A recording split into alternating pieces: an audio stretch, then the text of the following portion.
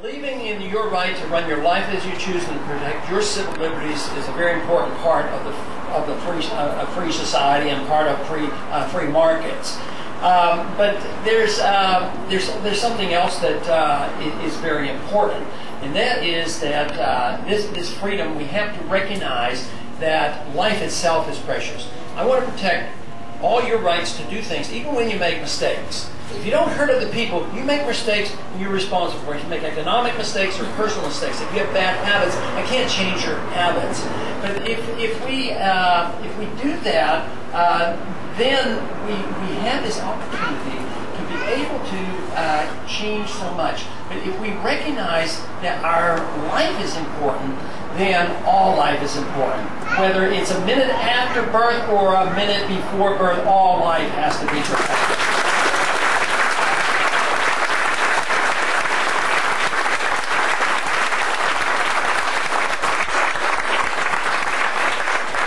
I did my medical training, not too far from here, north of here at the Duke Medical Center. And during the time I was in medical school in the late 50s, when abortion issue never came up. By the time I was a resident in OBGYN in the mid-60s, it was a big issue, and the universities were doing abortions illegally. And this became a very important issue. Today I noticed that it came to me that I had to deal with it and resolve this once and for all. Was they were doing illegal abortions. They were doing an abortion on a woman. The baby weighed 2 pounds. They lifted the baby out like a C-section. The baby was alive, breathing and crying. They put it in a bucket and pretended that it didn't exist. And I thought, life is more precious than doctors in a university turning their back on a live fetus like this.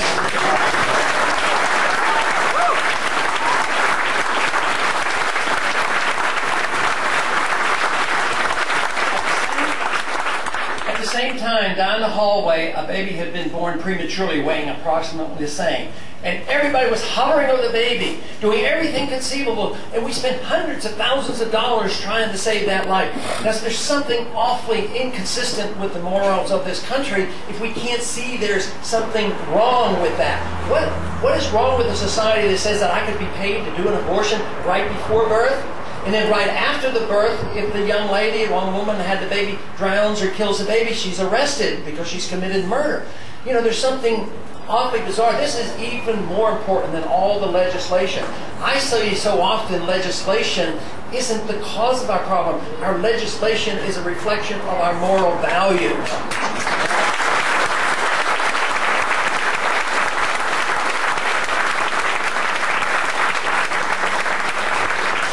Position on the abortion issue, just like it is on just about all the other issues except borders and national defense and monetary policy, is these are state issues. I have a bill in Congress that if it could be passed only by majority vote, it would deny jurisdiction to the federal level on the abortion issue, which means that this is a right to life state, and you had laws against it, regardless of whether how extreme or whatever. If you could cut down on abortions, that law would never be heard and overruled by the federal courts, and that would stop a lot of abortions immediately.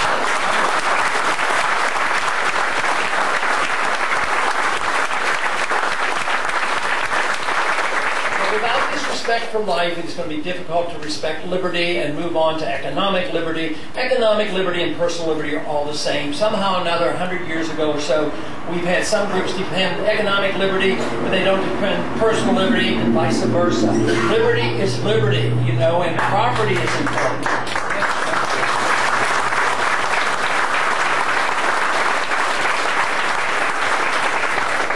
9/11 has been said has changed everything, and unfortunately has changed a lot. Most of it has been to the negative, because that has been the excuse to go to war and undermine our personal liberties at home. But the problem of 9/11 did not come from too little government. It came from actually too much government. Because if we had had a lot more respect about private property and the Second Amendment, I'm convinced that 9/11 might well not have happened.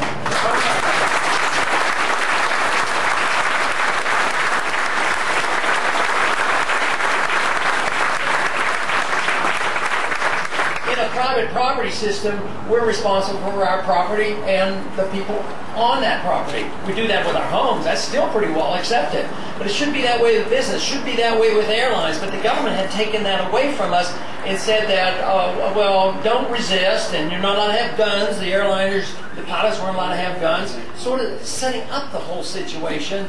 And lo and behold, we had this tragedy. So we need to respect property rights, responsibility, and we don't have to be less safe. We never have to sacrifice liberty for safety and security. It is not necessary.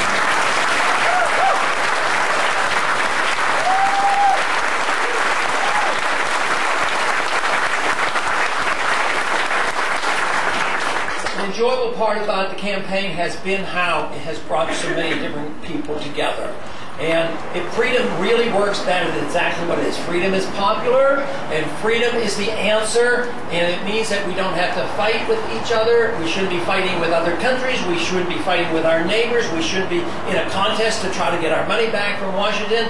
We want it so that we can have control of our lives. People say, well, that almost sounds like anarchy. No, it's pretty much opposite of anarchy. It's a change. Yes, we have a government to provide sound currency and a judicial system and a military, but the governing becomes us. We become the governing force. We govern our own lives. We govern our families, and we govern our communities. We govern it at local level. So it's quite a bit different than say, oh, that's no government whatsoever. It's a different sort of government. And the founders understood this, and they put this in the Constitution. They were very, very clear about it, and unfortunately we have drifted away. But there's every reason to believe that if we continue to do what we're doing and talking about, there's no reason why we can't reverse this course. If we don't reverse the course, it's rather sad what will happen. But there's reasons to be optimistic because we have a good background. The Soviet system collapsed for economic reasons, not because we had to fight them. They couldn't sustain themselves. We won't be able to do it either, be able to sustain ourselves. But if we do the right things, this can be reversed. We should be optimistic. We have good traditions. We understand a little bit about property rights and contracts and sound money. So this is what we have to concentrate on. And even though we talk about the problems that we have, and there are a lot, the optimism should come from the fact that we can't solve our problems till we recognize we have them and what we have to do about them.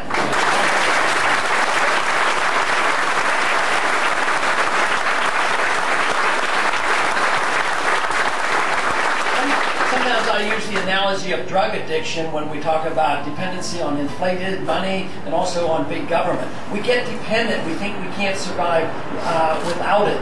So we get into problems and we just want more and more and more. And getting off is not that easy. But if a person does suffer from an addiction, then know that the most major significant step is the recognition that the problem exists and you have to get off. A country that won't get off the addiction for printed money and deficit financing, it leads to big problems, just as the addict leads to big problem. But the difficulty is there on getting off. But I think what our country is doing now is recognizing the problems, knowing where we came from, knowing what we ought to do. We're not going back to something ancient, something that is old-fashioned. Tyranny is old-fashioned.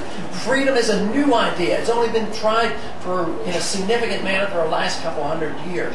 So what we want to do is see the restoration of that early revolution that we have, peacefully restore that revolution, and move toward a free society with full confidence that this country is a great country and we can remain great by maintaining our beliefs in the principles of this great nation. Thank you very much.